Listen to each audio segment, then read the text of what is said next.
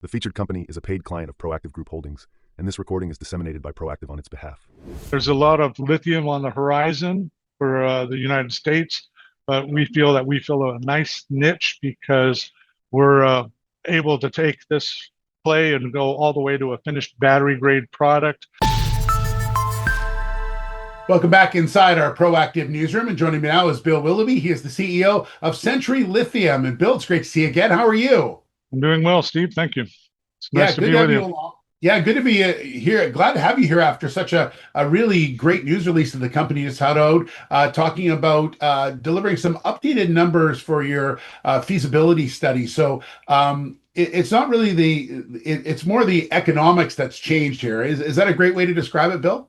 That's exactly right. It's the culmination of about several years of optimization studies and trying to improve on the way we do our processing for taking lithium from clay and producing lithium carbonate. Bill, what jumped out at you as far as the numbers are concerned and the improvements that you've made?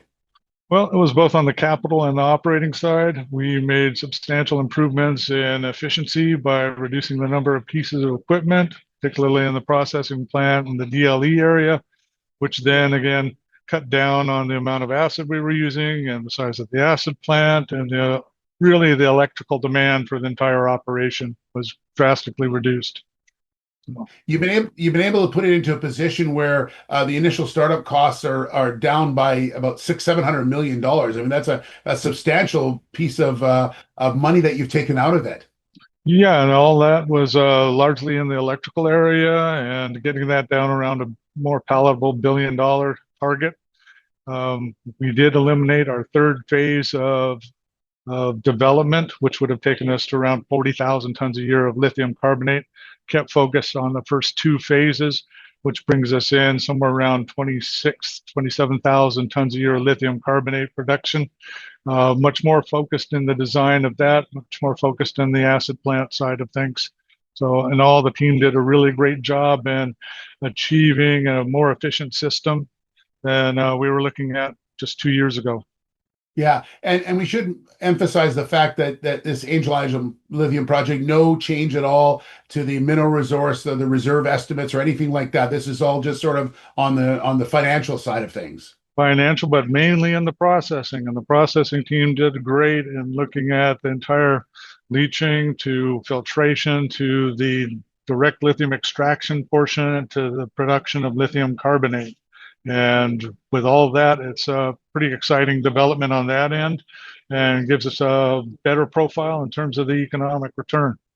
So we did use the same base price for 24,000 for our lithium carbonate pricing. We feel that's a good long-term price looking forward, being able to support new projects. So it's more of an incentive pricing, but it puts us on a par with other lithium projects that are happening in North America. So we feel good about the pricing behind it. We feel really good about the cost structure we developed. We have sodium hydroxide as a good co-product. It's a natural kickoff from the chloralkali plant, and that alone is about 20% of total gross sales in terms of revenue generation. Yeah. So now that you've got this in place, Bill, and you've made these advancements on the cost and the processing side, now what do you do now with this document, and really what's the sort of the next stages for Angel Island? Well, of course, with a document like this, we look for strategic partners, financing as backstopping the project. But we are actively permitting the project and we will be going through the NEPA process. We're completing a plan of operations. We're in the Fast 41 transparency program with the Federal Permitting Council, which should help accelerate things. We look forward to getting our federal permits done, maybe about this time next year or around that ballpark. So things are moving ahead nicely. And lastly, Bill, you mentioned other lithium projects that are in sort of your space. This obviously makes it a lot easier for you to look for that financing against some of these other projects as well. But can you just talk about the importance of this particular project as the world in North America and outside of that goes forward? Well, there's bigger and more ambitious things happening, say with Lithium Americas at Thacker Pass. that's under construction. A lot of attention into Arkansas and brines. Salton Sea is getting some attention in capital developments. There's a lot of lithium on the horizon for the United States, but we feel that we fill a nice niche because we're able to take this play and go all the way to a finished battery grade product. We've done that successfully over 4+ years now in the pilot plant stage.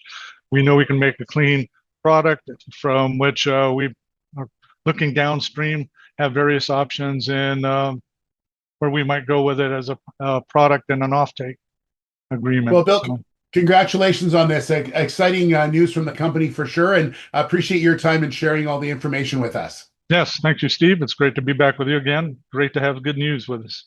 So. There you go. Bill Willoughby, he's the CEO of Century Lithium. The featured company is a paid client of Proactive Group Holdings, and this recording is disseminated by Proactive on its behalf. It is for informational purposes only and does not constitute investment advice, an offer, or a solicitation to buy or sell any securities. Viewers should conduct their own research and consult a qualified financial advisor before making investment decisions. The views expressed are those of the speaker and do not necessarily reflect those of Proactive Group Holdings, trading as Proactive Investors or its affiliates. No responsibility is accepted for any loss arising from reliance on the information presented.